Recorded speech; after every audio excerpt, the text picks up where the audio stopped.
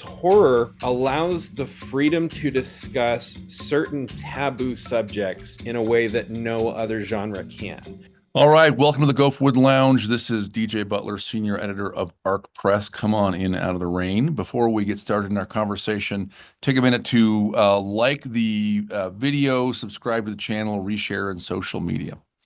Today, I'm excited to talk to my friend, fellow writer, Michaelbrent Collings. Michaelbrent, that is one word, Michaelbrent.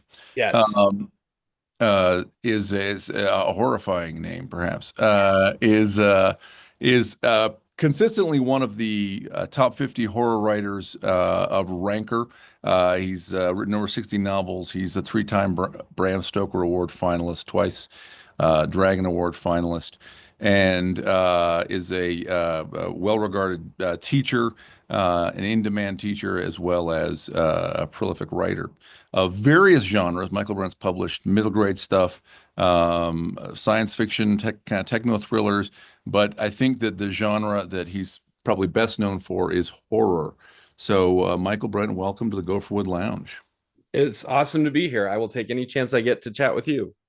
It's totally a pleasure. Excited to have you. So, I'd love to talk about um, uh, a subject that I've had some discussion with you about, and I know it's a subject that I mean, interestingly, this is almost a sort of a family profession in a sense, right? Yeah. Your dad is a writer, including a writer of horror poetry and a writer of academic work Yeah. on the subject. So some of this kind of I'm going to pose a question here, and I've already had conversations in the past with you about them, and even with your dad. That's my point. Mhm. Yeah. Uh, Yeah. but I So would you're saying you're slumming today because the smart guy couldn't come. no, I didn't even ask him. I said, look, he's great.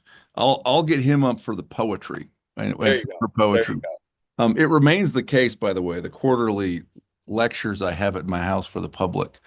It remains the case that the largest audience we've ever had was for a poetry reading of your dad's poetry. Oh, that's so awesome. I will tell him that. He will be tickled, which Yeah, means he'll kind of do this because that's like how he expresses radical emotion these days. that's fantastic. What I would love to talk about with you is um, the underpinnings of horror. I don't know. We can ask this question different ways, but what is the moral foundation of horror? What is the philosophy of horror? What's the basic idea of horror? Why does horror remain with us as a genre of book and film? What do you think? Well, I mean, there's so many reasons that it has remained with us. I do remember a conversation I had some years back. Netflix was like, exploding onto the streaming scene, and it was suddenly very obvious that it was going to be a powerhouse. It already was a powerhouse. And the person I was talking to said something to the effect of, and isn't it nice that horror is having this kind of resurgence? And I went, it's not. It's always been that popular. Just Netflix finally had the data that they could quantify how popular it was and start pushing money toward it appropriately, because horror through the last 100+ years has been this sort of dirty secret, this the redheaded stepchild of genres in a lot of ways. So people love it, but they don't want to tell people about it. And it carries negative connotations, which we can get into, which don't actually reflect horror at large. So there's so many reasons it stuck around. One of, ranging from like, there's this cathartic, it's nice to get out and scream. It's the same reason we go to roller coasters and things like that, the kind of danger experience while still being safe. Up to, the middle ground being, it's just entertaining. It's fun, and it's really hard to define why humans think things are fun. Because I've met people, like I was in South America for years, and I met a kid there who literally got a rusty fork for Christmas, and that was like his best present ever. And so it's really hard to define like what is this kind of constant thread that we enjoy in experiences. But whatever it is, horror has it, because horror has always been there as long as it's been a genre. And the genre evolution is a whole separate topic. But and then one of the biggest ones, and the ones that I kind of gravitate to, is horror allows the freedom to discuss certain taboo subjects in a way that no other genre can. And by taboo subjects, I don't want anybody being like, oh, great, we're going to talk about something horrifying now, like really horrifying, like he's going to tell us why incest is awesome or something. Right. I'm just talking about any conversational topic that, you raise it in an audience and half of them are going to go, ugh, if you get in front of a big group of people anywhere in the world and you hear the word Jesus, as an example. And by the way, not proselyting, I'm a Christian, but also like that's not the point of this. I'm saying if I were to do that, I don't tend to get up and be like, Jesus will save you, because the whole audience goes, we're not here for that. But if I get up and say, hey, I saw a really cool movie about this priest who uses the power of God to expel a demon from this little girl, and everyone immediately goes, Exorcist, that was an awesome movie. And suddenly we're discussing, it's kind of like heavy philosophy in lightweight candy clothing, because we're talking about this fun event that was this cultural experience and this theatrical thing that we saw. But underneath it, we're also discussing, hey, do you even believe in that stuff? Like, are demons real? Every one of us has had that conversation, like with our parents or with our friends. What would you do if your friend pulls out a Ouija board, or if they have a seance, and these are just uncomfortable conversations, even with really close friends. But if I take you to a horror movie, they can talk about all that stuff. They can talk about big metaphysical things and get away with it. And I think that that's a really critical facet of any kind of art, is to be able to tackle those subjects. But the problem is, if you tackle it like in science fiction or fantasy, it tends to be in the guise of some nonsense religion. And so there's too many degrees of separation between our reality and that one for it to have a real hard philosophical effect. Science fiction, because it's in the future, no matter what position the author takes, they're going to come off sounding preachy, because they've decided that this is what happens in the future. Hmm. Horror is happening right now, and it happens with, it tends to happen with real people, with everyman kind of characters. And so it's relatable, and we can sit there and go, gosh, I don't know. I did have a creepy experience. I don't know if I believe in haunted houses, but, and then you hear the story. And now you're talking about really impactful, important things to both of you. So on that level alone, it's just a magnificent tool to discuss things that humans need. You can argue about whether there's a God or not, but you can't argue that a lot of humans seem to need one, mentally or emotionally. Yeah. That's interesting, man. There's so much in there. I feel like you've just presented us a menu or a crossroads, and there are multiple paths we can take to discuss. So I like the idea of this is all interesting. I'm interested in the idea of the sort of vicarious thrill, right? This is Aristotle talked about this in terms of uh, we have some kinds of feelings in us that are vulnerability, they're a weakness, Yeah. and and if we can experience things at second hand, he was talking about plays, right? Mm-hmm. But novels that can cause us to, experience those feelings, purge them, experience catharsis. I think you used the word. Mm-hmm. Then we can overcome those kind of negative feelings, and so we develop personally. There's a couple of other. Let me run these two other kind of models by you and see what you think. All right. Now Dave gets to sound smart, and I got to keep up. No, no, no, no. You're gonna be Dave. I have long considered that you are a theory person. So, there's a class. Well, he's dead now. There was a classicist named Walter Burkert, Mm-hmm. German guy, and he wrote a book called Homo Nakans, which means Homo is man, right? But Homo sapiens is knowing man. Homo Nakans is murdering man. And it was about or killing man, maybe. It was about it's a book about sacrificial religion. Mm-hmm. And so he's writing about the ancient Greeks as sort of his primary data set, but also he's writing about stuff that is a way to think about, the sacrifices that are set out in the Hebrew Bible, or lots of other, Mithraism and the sacrifice of the bull, or whatever. Right. And he says the basic point of sacrificial religion is that we all get together and we sacrifice an animal. And by the way, the animal um, on a basic level, on a symbolic level, a basic psychological level, isn't an animal. It's one of Mhm. them. Okay. My animal is my family. So if I Right. sacrifice a bull, I'm taking a member of my family and I'm putting him to death. Right. Yeah. And so with this close contact with death and the fear and the hot smell of the blood, right? Um, we all get a thrill, not like, oh, we're excited, but like an adrenal moment, right? Like a close, Yeah.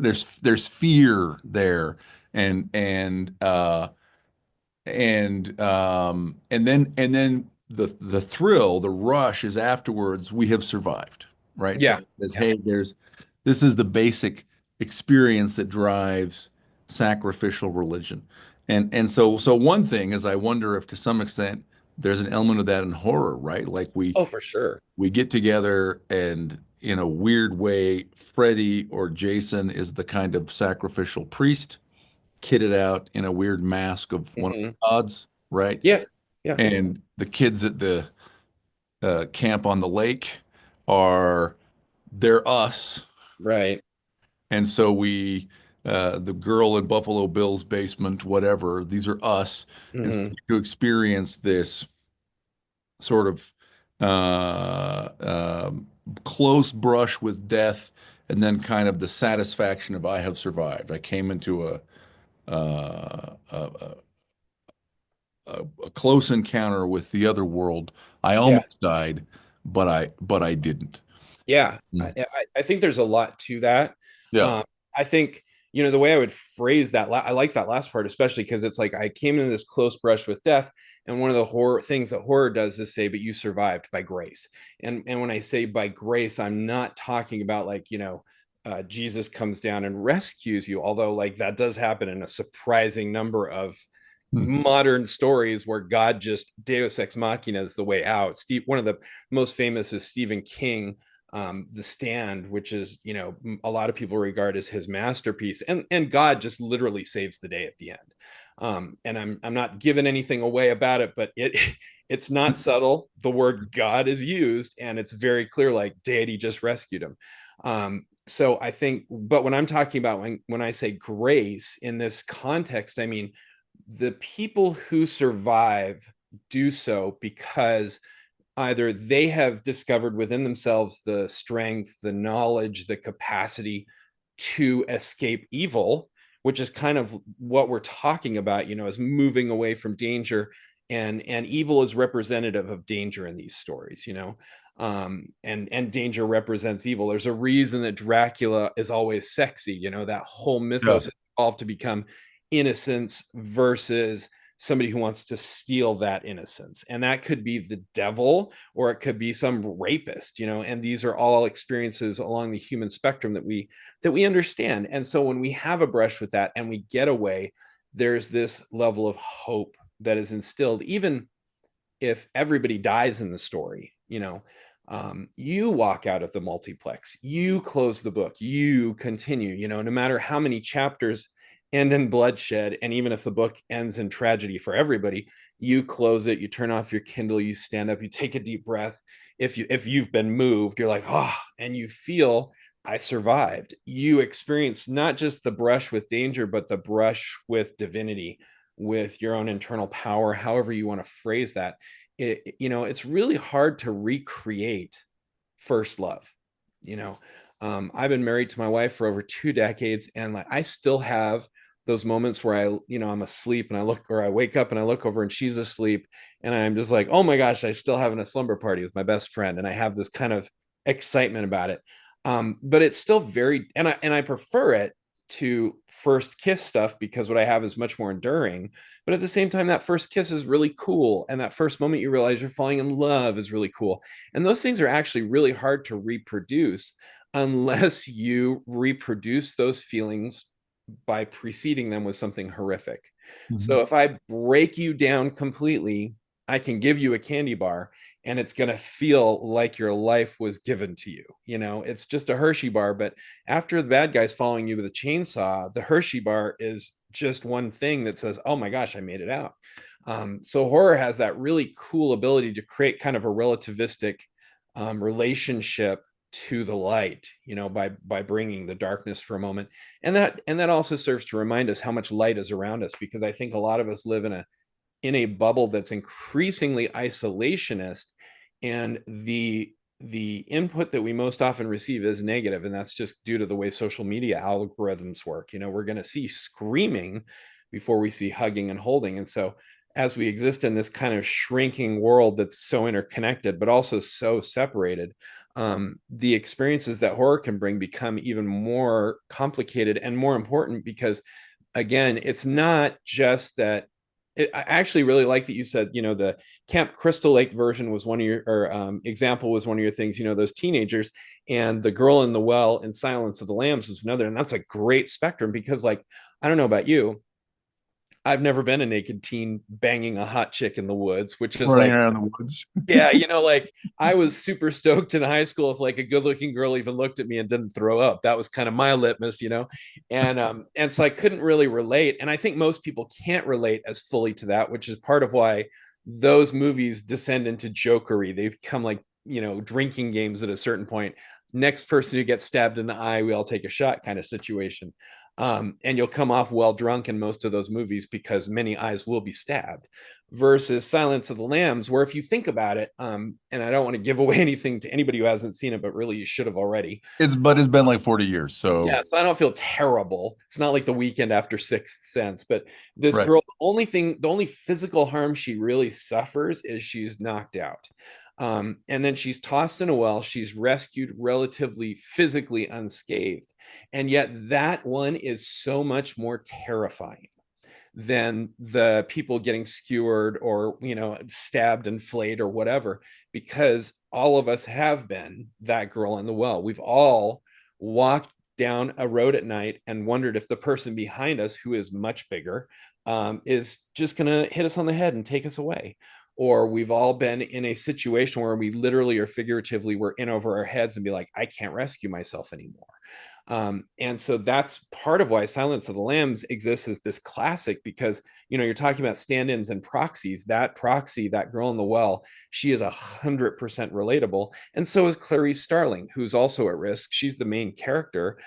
She's in constant danger, and it's not always danger that someone's going to leap out and stab her or shoot her, but she's in danger of receiving negative evaluations on her FBI test, which is, we understand, test anxiety, if she's going to actually become the thing she wants to be when she grows up, if she's going to become her own hero, which I'm 50 and I still am like, I hope someday I can become the thing I want to be.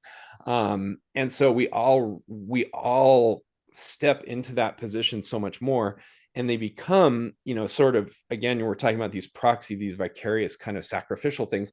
We are both the scapegoat and the priest when we're experiencing these things, because we are right there with them. We are afraid with them. We're in that well. We're running through the dark, creepy place in Buffalo Bill's house.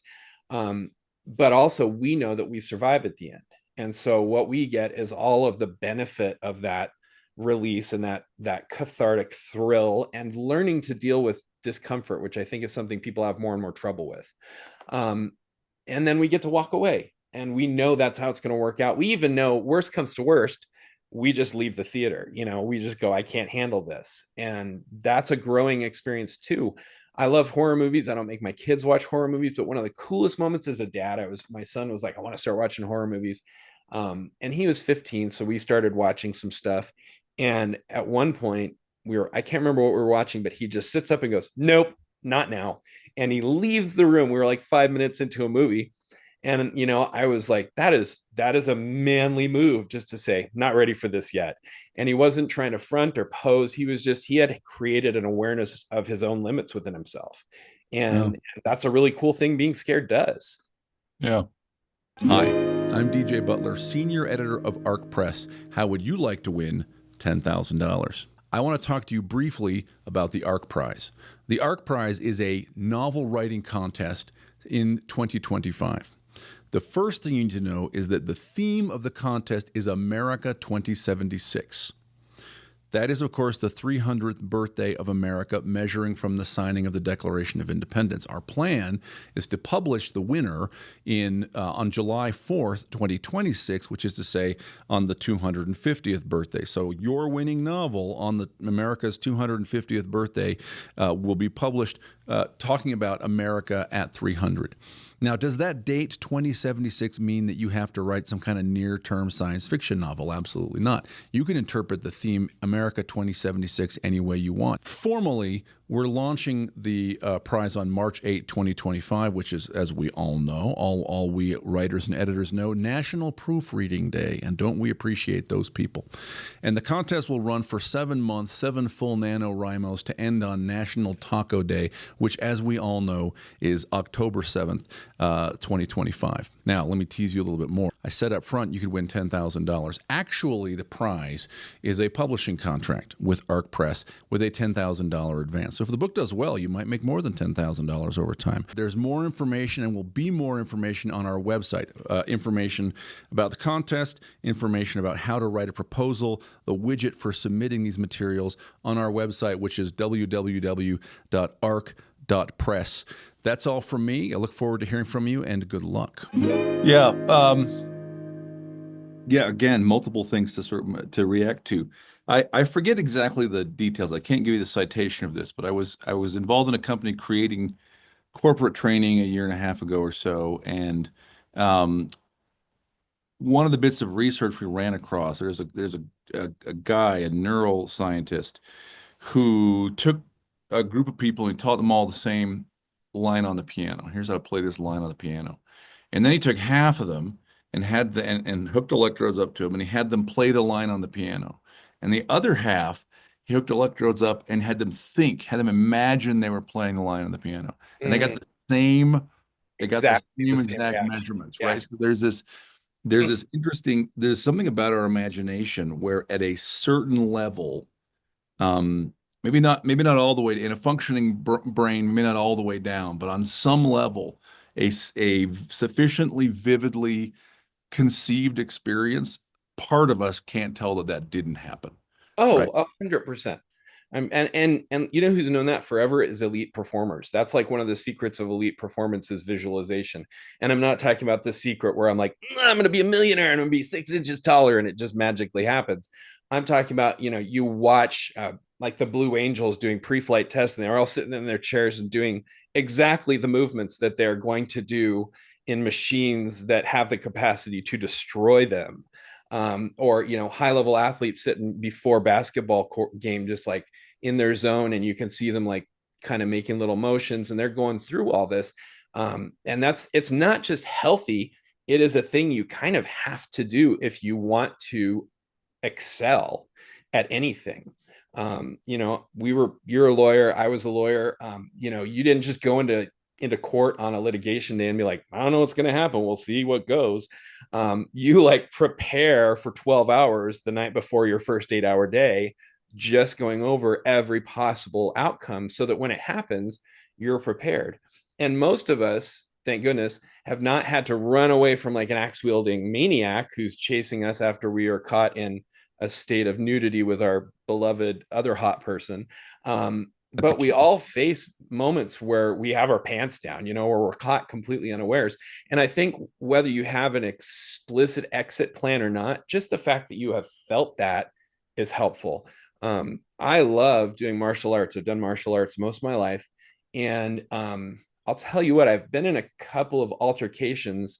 And the difference in how I react after I've been fighting against my friends is much more helpful than how I reacted before I had any training.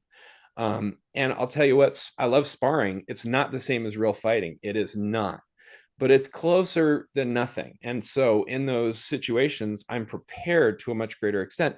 And I think horror does that for a lot of people. I think it literally gives them training of how to deal with extreme negative input.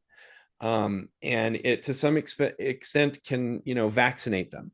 It's not going to result in no sickness. It's going to result in a lesser bad, you know. Yeah. And I think that's something that's overlooked, and it's overlooked because the media view most people what we think of as horror. When I really drill into people who don't like it, I find out they've never consumed it, but what they're thinking of is whatever trashy billboard poster was most recently released for Saw, you know, or something Yeah. like that, where it's like, well, there was a chainsaw and blood everywhere, and that's not me. And I go, well, it's not really me either. If the whole movie was a chainsaw guy just cutting off fingers, that's not even a movie. That's just, I don't know what that would be, a snuff film. Gross. And horror doesn't really do it's not well represented by the immediacy that's presented in most advertising campaigns. So it's Yeah. not a surprise that a lot of people don't like it. But I drill down and I'm like, you do like horror. You just call it Saving Private Ryan. That's interesting. That's interesting. So you used the word scapegoat. I want to come back around to the word scapegoat because that's interesting.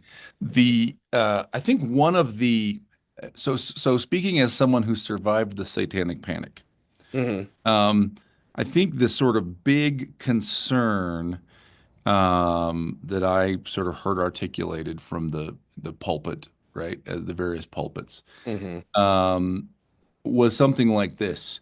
Oh man, there are certain kinds of entertainment. Hard rock and roll is one of them. Dungeons and Dragons is one of them. I don't Sorry, remember I laugh whether. because that was such a bugaboo. And what was it, like the early 80s? It was like, well, you're Yes, probably going to hell for that. right. Yeah. And I think the so aside from the sort of the chick track sort of saying, look, this is literally satanic, sort of the concern was seeing some of these things, listening to hard rock, listening to a song about, another one bites the dust is about a kid who goes shooting people with a submachine gun, Mm-hmm. right? It was very funny when I watched a sort of a fireside and the speaker said, if you play it backwards, it says start to smoke marijuana. I'm like, actually, I think the express lyric is more It's so much troubling worse. than the alleged backmasking, right? Start to smoke marijuana, which I could never hear Oh my anyway. I gosh, that's tried. I was like, I fantastic. don't. I love it. Yeah, I think the concern was people would, if you were exposed to some kinds of ideas in entertainment, you would then do them, right? Yeah. Yeah. But I think there's another possibility. I think scapegoat is an interesting idea. So Rene Girard was a French philosopher, and I cannot for the life of me remember the book of his I've read. Okay. Um, I would tell you, but I don't want to embarrass you. So we'll just pretend I don't know. right. I appreciate that. Thank you.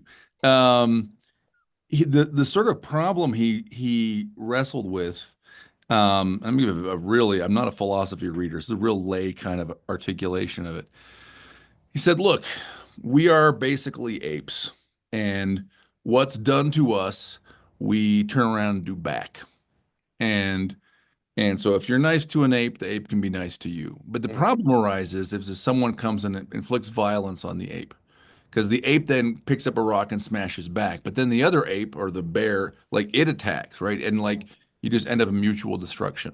So Yeah. so the problem he described it as mimetic violence, mimetic meaning imitative, right? You Mhm. you see violence and or violence, not you see violence. Violence is done to you, you imitate, you go back and do it to the other person.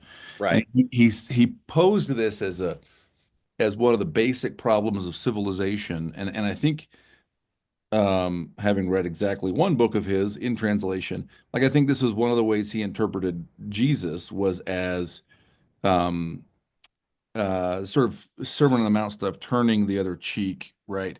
This was a absorbing the blow as an answer to mimetic violence. But also, we thought the idea of a scapegoat. Why do we put all of the sins on a goat and drive it out into the wilderness?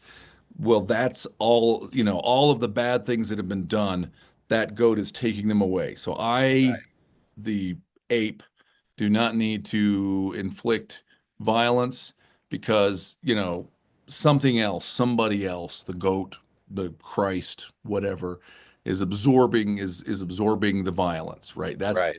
the great answer. So I Right. wonder, I wonder if there's an element in which horror that actually that's the 80s kind of had it backwards that the imaginary victims in maybe they're orcs in the White Plume Mountain dungeon, or maybe it's, victim of Buffalo Bill or whoever. Um, if to some extent there is a role of or the killer, the serial killer, the demon, like that is sort of the scapegoat. It's an imaginary being, but I'm experiencing this really vividly, and all of the feelings of my need to sort of commit violence in response to the wrongs I suffer, I can kind of put on Freddy Krueger, Mm-hmm. and he goes down, and that takes away my need to be violent. Well, yeah, I think that's an interesting position, approach to it. And I think it would almost be like, if Freddy Krueger is a scapegoat, but he is, in the original in Judaic law and the Hebrew rituals, they have the scapegoat, but they change the ritual slightly. So like they give the scapegoat a couple of knives, and you got to go fight the scapegoat to the death, right? So you feel like, and I'm not trying to be lighthearted or make fun of anybody's religious Sure. beliefs or rituals, but I think that's almost a better explanation of what horror does, because like, yeah, they're taking upon us these negative feelings, or excuse me, teaching us how to deal better with them. And guess what, also, I earned that. It's not just that like the scapegoat was driven away, which is pretty easy. I mean, you like put a little rope on it and you pull it out. You actually had to kind of go mano a mano. It's still a goat, it doesn't hold knives super well, but there's that element of danger there. And I think that would be a better kind of analogy to what we get in a horror movie, because you make it through, and you've literally, almost everybody has been in one of those theaters where they hear someone, their date, their friend, whatever, be like, oh gosh, I made it through that. And that happened to me recently. I am afraid of heights, and my wife and I last year, I think it was, went and saw a movie called Fall. And the whole movie takes place on the top of a TV or a satellite antenna, broadcast antenna. It's 2 miles high. And they're basically standing on a pizza box size thing, the whole movie. And I was just like writhing in my chair, so uncomfortable. And I was getting vertigo. And my wife keeps going, "Do you need to leave?" Which is the reverse. Usually I'm like, "We can go, baby. I'll come back and watch the movie by myself." But this time she's holding my hand, and I got through. I was like, "Oh, I'm gonna tell my kids about this. Look how brave I am." Like the moving picture did not vanquish me. And it sounds really silly, but there's a very real emotive response that we're dealing with when we're really scared, and we kind of gut it out, and that's one of the first really terrifying experiences anybody has, hopefully, is going to be when they go to their first really scary movie, or when their mom or dad or friend or uncle, who's being a cool uncle and should not have done this, like he's like, "We're going to watch Nightmare on Elm Street. You're 4, you're old enough." Yeah, which totally happened to me. You're gonna And love it, kid. it, it kind of messes you up, but also, it you made it through. You have the nightmares, you need to sleep with your mom and dad, and that's its own kind of traumatic experience. Just the realization, like, I was pretty good on my own in my bedroom, and I'm not anymore. And you have to kind of re-deal with that stuff. So I definitely think there's an aspect of kind of casting, your worries and your fears and your inadequacies onto those characters, and you make it through, and you're like, I've actually gotten myself through this self-inflicted trauma. And instead of going to a therapist necessarily, I had to lay there at night next to my dad, who's angry because he does not like extra people in the bed, and example. And that's its own thing, so I come out like I'm stronger. I made it through the movie. I didn't walk out, even though I wanted to just wet myself every time one of the girls looked over the side, and I'm like, "Why would you do that?" But I got through it, and I felt that total elation, like, "Oh, I did it. I did something cool." There's absolutely value in that. There's absolutely value. I think so much of life today is devoted to excising every last smidgen of discomfort from our lives. The opioid epidemic is built on a foundation of, what if we make pain a disease? And pain's just part of human life. I have pain every moment of every day, because you get to a certain age, and that's just how your life's going to be. That's right. And I feel like if we spend all our time just trying to pull our kids away, our loved ones away from any scintilla of danger at all, what we end up with is someone who will die the second they're alone, emotionally or mentally, or intellectually on some level. And how many times have we seen this, that somebody goes away to college, a kid who's a well-beloved kid whose parents have just helicoptered the crap out of them, goes to college and come back unrecognizable because they were so utterly unprepared for the unique challenges of that existence. They fell apart, and instead of being a growing opportunity, it's this destructive force, because a lot of the times their parents never capacitated them to understand, recognize, and deal with varying levels of discomfort and danger. Yeah. Which it sort of feels to me, man, as we're having this conversation, there's various things I would love to be able to sort of um, empirically test, right? I'm interested. So, like my anecdotal experience, right, is I didn't grow up knowing a lot of metalheads closely. I know a lot more heavy metal and kind of hard punk listeners now.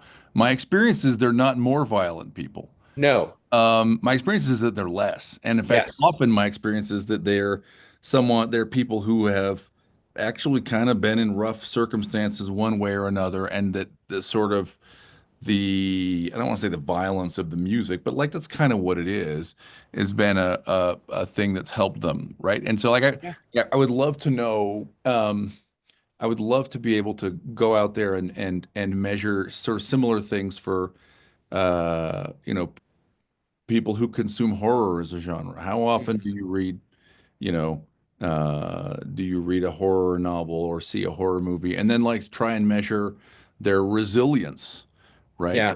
Yeah. And I'd be interested to know similarly, because here's another sort of, I think there probably is data. Well, actually, I'm sure there's data. So Jonathan Haidt basically wrote a book about this. Was it with Greg Lukianoff or whatever? Man, I'm forgetting the title. Huge book a few years ago. Um, we've had a generation of college kids who can't tolerate a dissenting viewpoint from their own, Yes. Yeah. right? And they're Differences. extremely fragile, and they think they sort of reify their wellness. If someone disagrees with me, I'm being attacked, right? I'm being harmed, Hmm. and I mean, I think it is objectively the case. They're much more likely to self-identify as mentally ill Hmm. than kids of your and my generation, right? Sure. Sure. Um, so I'd be interested to see how this stuff all plays out. You know, maybe horror is one of those kind of tools that's always been out there, and it's something like it's like it's a secret priest. It's a self-help tool, and Hmm. people find it, and it kind of helps them figure things out, and some don't. I think I would liken, just along those terms. It's a really complicated question, because there's no question, first of all, that you have to define what you're talking about when you're talking about horror, because there's a big difference. There is a big difference between Silence of the Lambs and Final Destination Part 18. There's just a difference between them. Similarly, there's a big difference between Silence of the Lambs and, whenever I get flack from somebody about being a horror writer and like a believing religious person, I go, let me tell you about my last favorite horror book I read. And it's about this guy, and he's an everyman. And he was like, the usually is like wrongfully put in prison and beaten all to tar, and then they crucify him, right? And halfway through that, they start going like, wait a second, you're talking about Jesus now. And I go, absolutely, that's a horror story. And if it's not, I fail to comprehend about somebody who believes that stuff could look at it and not be horrified, because that's a horrible thing. You believe in this person who's God, who's the Son of God, and they just massacred him in the most appalling way possible for the time. And that's a horror story too. And so the first thing you have to say when somebody says, let's talk about horror, you go like, what kind do you want? Because I think ultimately they divide into two broad categories. And one is horror that exists to push you into the gutter, like the worst gutter possible, floating turds everywhere. and shove your face in it and go, that's your world now. And then there's the other kind, which I call redemptive horror, which is that kind where you walk out in that state of grace that I was talking about earlier. Again, just being really clear, not like a godly thing, but just like I survived, I learned something. The characters got through by, goodwill or friendship or intelligence or whatever. That's why we're so frustrated with the girl that does the dumb run up into the attic thing with the killer behind her, because we want someone to make a good choice and then get out of there, because that encourages and reinforces what we hope about the world, which is, ultimately boils down to, for most of us, if I make good choices, I'm going to get rewarded at some point. I'm going to help other people feel better. I'm going to feel better about me, and my world's going to be better here. And if you believe that, it's going to be better in the next phase as well. And so we get really irritated when we don't get a chance to kind of prove that hypothesis. Why was everybody so stupid in that horror movie? Is one of the biggest complaints you'll hear. If you sit in a theater, bad horror movie, no one goes like, the lighting just wasn't good, or yeah, it could have been scary, but the framing was off. They're like, why was everybody a moron? And because we walk into that scary experience hoping somebody will show us that, yes, if you act rightly, uprightly, justly, smartly, you'll get through this okay. And that's a reassuring method or message. So first thing whenever we're talking about horror is, what kind of horror are we talking about? And I prefer redemptive horror. I think the other kind of horror could serve a purpose, but I think redemptive horror has a much better chance of being assistive in the world we live in. And at its worst, I think horror, the universe of horror, I think is akin to chemotherapy. Some people it's just bad for. There are people, my kid, not ready for that movie. He stands up and walks out. And if I had been like, get over here, be a man, like show me how macho you are, he would have been injured to some extent by that. So he did watch it. He watched it just a week later. He just had to gear up to it. And so for him, for that kid, I think horror is going to end up being kind of a mildly diverting entertainment. There's people like me, a really good example, a dear friend named Mercedes Yardley, who is just an astounding writer. She writes with just such beauty and grace, and she is a deeply horror writer. You read these things that sound like fairy tales lyrically. And then you get into them and appalling things happen, and you feel like you've just been hugged while somebody's stabbing you. And I think she's another person that's gone through real trial and trauma. And when she needs to feel better, she writes something scary.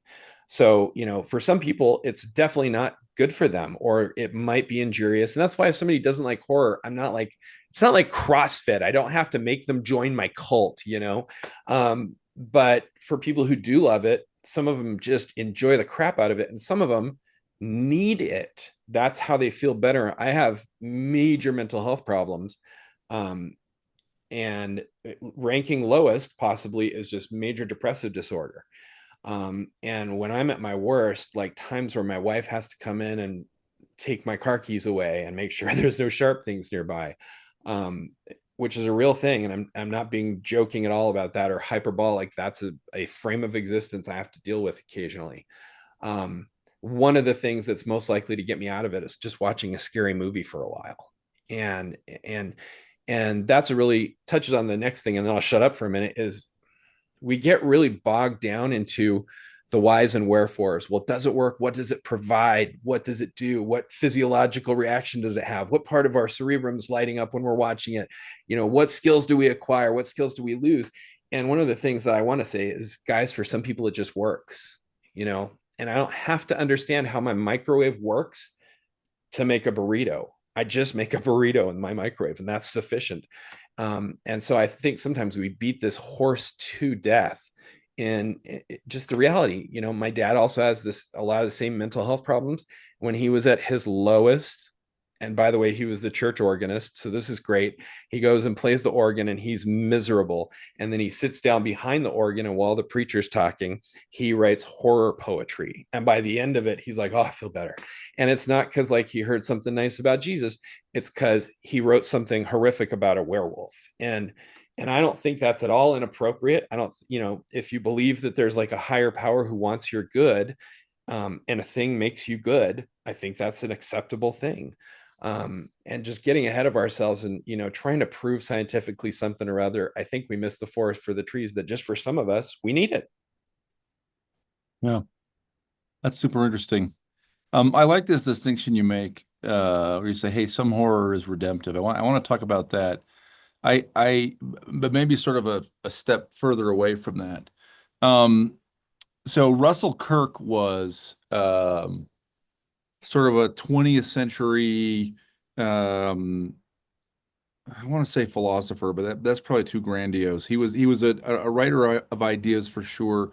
He wrote, he sort of helped define what political conservatism was in America in the 20th century. Uh-huh. Man, I'm referring to all these books and I'm forgetting most of their titles. I want to say it's The Conservative Mind, maybe is the book is the book I'm thinking of in particular.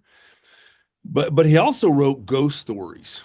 Mm-hmm. And it's super interesting to think about, like, okay, ghost stories in particular as a genre. Is there, not every book, not every story in a genre works exactly the same, but right, but is there a sort of a consistency of basic ideas, a way that ghost stories tend to work that actually has something to do with philosophical conservatism? I actually think there is, I do uh, too.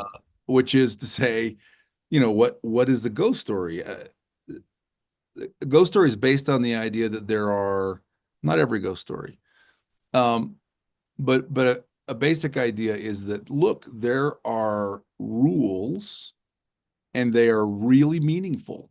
And Mm-hmm. you can't, it's like Dostoevsky. You cannot break the rules and no one can break the rules and get away with it.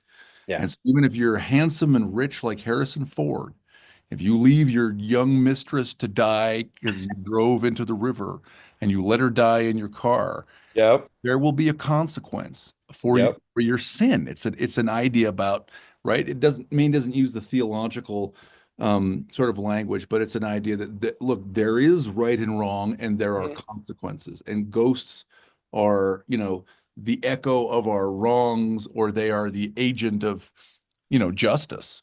Yeah. Um, I'm curious if you see if so. I'm curious. I want to get around this idea of redemptive horror, but like, different genres. Are there genres of horror you like more than others? Are there some genres where you kind of go, man, that's just not for me. It works for some people, but like not my thing. I don't think that that I have it classified in my head. And here's why, because Hmm. genre, when we talk about genre, what most of us are really talking about, and we don't realize it, is marketing, Sure. because what genre is, people go, what's the horror genre? And I've asked this at so many seminars and classes, and I get all these answers. It's got a ghost, it's got a murder, it's got a this, it's got a that. And then I inevitably go, you're all wrong. Here's what defines horror. It's whatever is on the horror shelf at Barnes and Noble. It's whatever is in the horror, little queue in Amazon. And all it means is there are things that we group together. And the reason that we group them together is because the shopkeeper, when books became cheap and plentiful, the guy who was one day selling only a book a year to the king and hoping to make enough to live on, now he's selling, pulp fiction, rag paper to the masses, and he becomes successful, and he's successful enough, he has to hire an assistant who does not know where all the books are and who doesn't understand these kinds of things. So the assistant comes to him 100 times a day and says, where's a book like this? And the shop owner finally gets so tired, he's like, I'm going to put labels up. Okay. So I'm going to put ghosts over here and I'm going to put military over here. And all it is a way of subcontracting work, so genre, as it's evolved, is this really funny thing that we think is really rigid, and it's this set of tropes, and I'm like, it's kind of whatever Netflix puts in your horror queue is what it really is.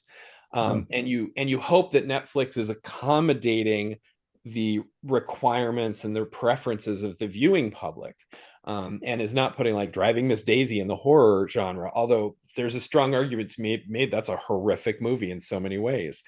Um, so I think it's hard for me to say like I only like this kind of horror. I think there's definitely stories that have scared me delightfully and deliciously. And some of them range from things that I will show other people and they're like, yeah, that was like clean my pants up afterwards scary. And there are things that I show them and they go, it was fine. And I realize like this was scary because of something in my backyard. Whatever ghost is lurking in this movie has no representative in that person's world. And so, and the other reason I don't like kind of classifying them as I only like this thing or I only like that thing is because then I'm relying on my probable misinterpretation of whatever that thing is. And I'm probably missing out on stuff. So the way I approach all books is I read 5 pages and I'm like, this is a cool story. And if I get far enough in, I'm probably going to finish it. And if there's junk that I don't like, I'll literally just skip that. I read a masterful book. I talked to you about it, called House of Leaves, and it's a horror story. And some of it is just chilling. And some of it is so deeply, explicitly, wantonly, graphically sexual. And I'm not like super puritanical, but I just was like, I don't like this. It's not fun for me. I'm going to just skip that part and I'm going to keep reading. And I think that there's a lot to be said for that. When we talk about, you're talking about the satanic panic and all this stuff. And every time I hear that, I hear that's parental subcontracting. That is parents who are saying, I don't have time in my life. So you're only allowed to watch PG-13 movies because all the R ones are bad, which is kind of ludicrous. And it's even more ludicrous to say that all the PG-13 ones are good because they're full Yes, of dreck. sure. They could Um, be completely nihilistic for oh one yeah, thing, and it could be G and there's utterly nihilist. yeah, 100%, and I'm like, I would rather not rely on whatever random 5-person committee is currently in charge, because that's the other thing is it changes all the time. And like when you and I were kids, they could throw boobs on the screen and still have a PG, And still get a PG. now. This was the great hallmark of an 80s movie. Yeah, 100%. Just one totally gratuitous Yep. boob scene. And now that's not okay for some very good reasons, which I personally agree with. But ultimately, those 5 randos decide if that's PG or R. Right. And so what I've tried to do, like personally as a parent who inhabits this world full of dangerous stuff, is when my kids are young, I try really hard to at least sample every kind of media that they are sampling. Mhm. And I might not do as deep of a dive, but then if I find something that we disagree with as, culturally as a family or religiously or whatever, rather than just be like, no, that's evil, I sit down and read it with the kid and we have a discussion about that. And that capacitates them to go out and enjoy media. And if they hit something that they think is not helpful or is even harmful emotionally or psychologically, and that absolutely is out there. I think one of the biggest examples, and I rarely soapbox about like, I don't know, touchy subjects, but pornography, I think, is just following exactly the same track tobacco did, which is they could afford to pay doctors to represent them. And now we've got, people that they have boosted to almost movie star status who are doing like OnlyFans and things like that, and who are constantly saying, I'm making all this money and look at my glitzy world. And in 50 years, all of those pornography distributors and creators are going to get sued the daylights out of, because there's going to come out the memos. Yeah, we 100% knew this destroyed relationships. It destroyed people's abilities to handle endorphins properly. It's this like super gigantic stimulus we're not capacitated to deal with on the regular.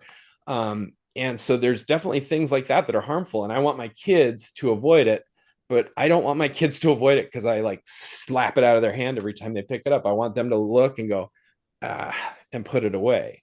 And so I think that's another downside negative of just avoiding anything. If somebody goes, this is a romance, I'm like, cool, I'll read it. And you know what? There's some darn good romances. I wrote romance because I You've written realized romance. it's kind of awesome. Like there's some really cool romance out there. And same with war stories. And I have this wonderfully broad library, and I can't have that.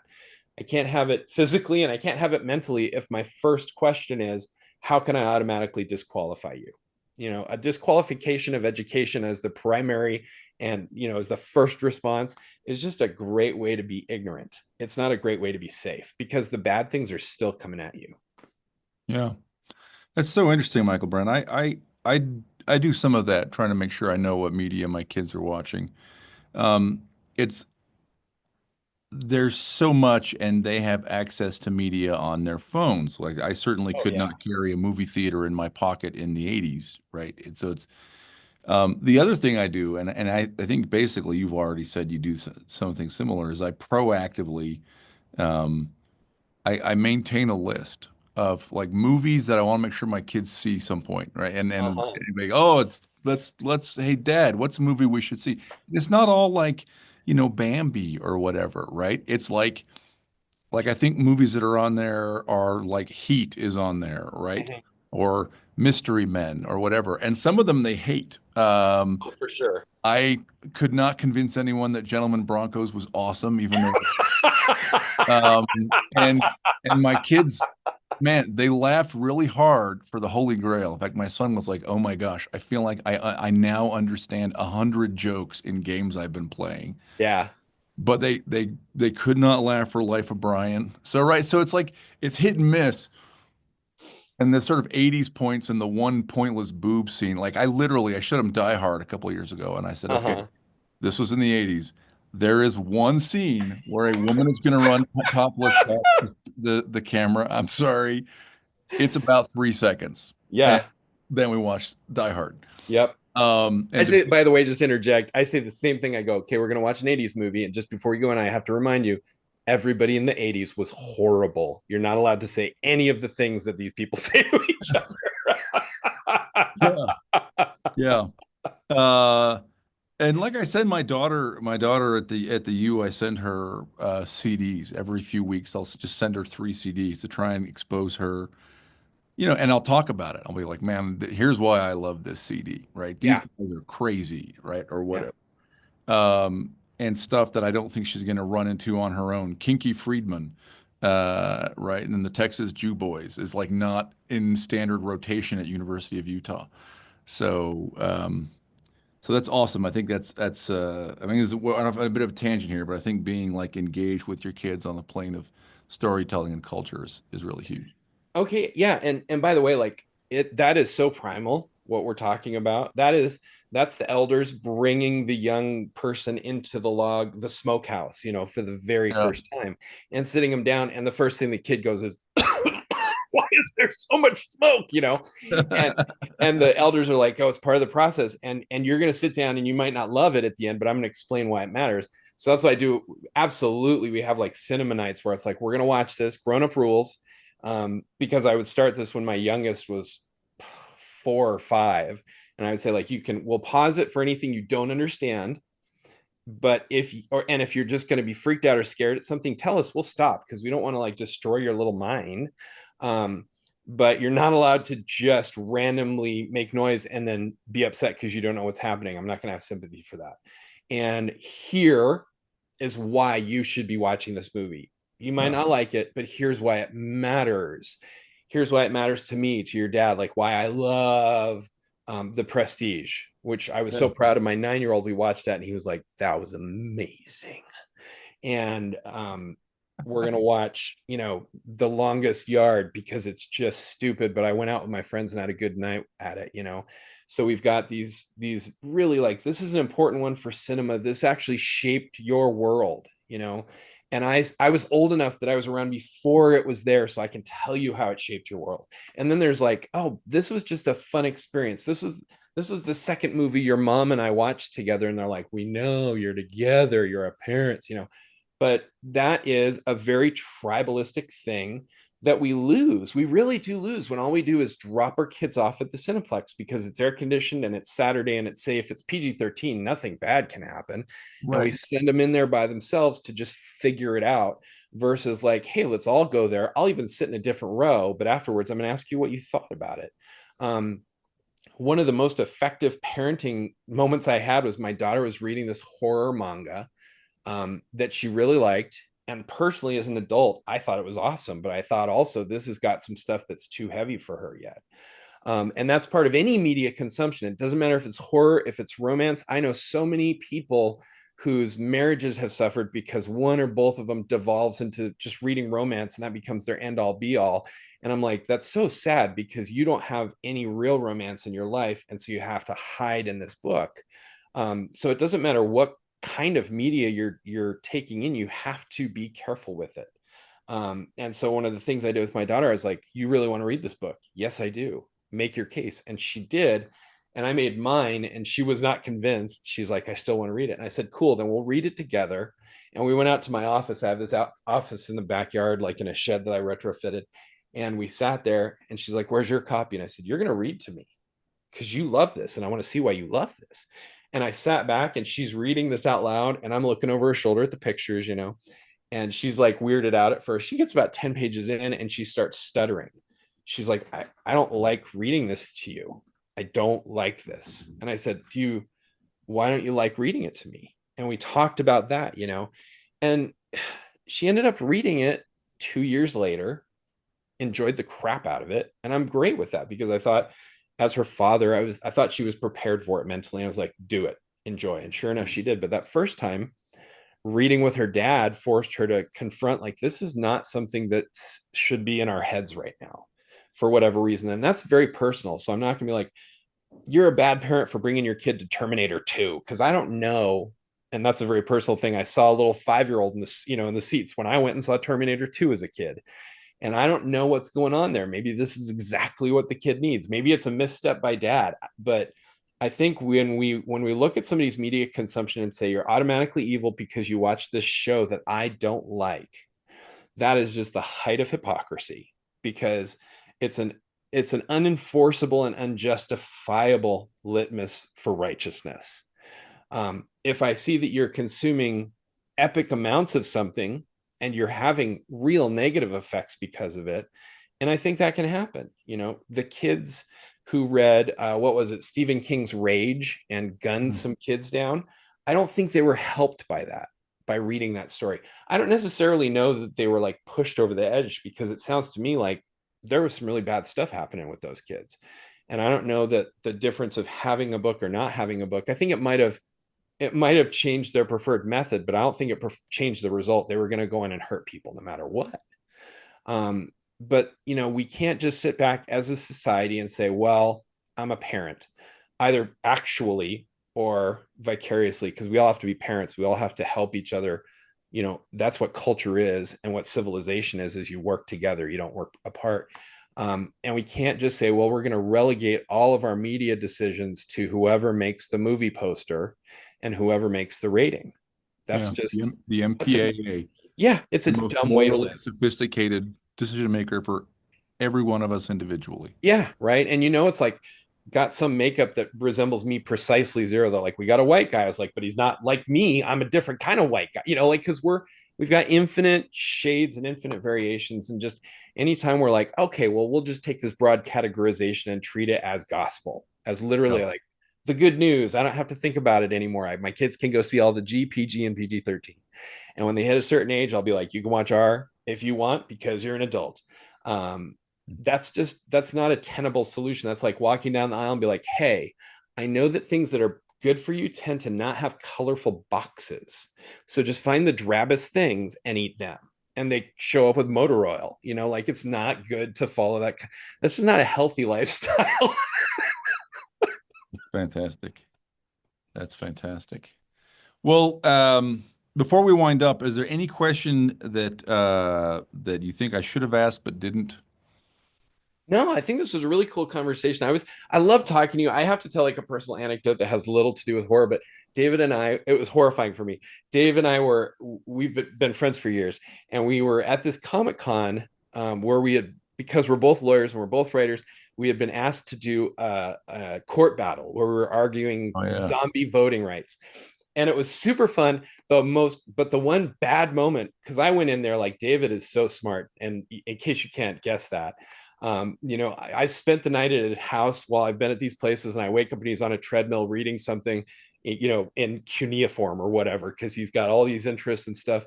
And so I went in there knowing like, I'm not as smart as Dave, so I'll just be kind of foolish. I'll be the dancing monkey in the room.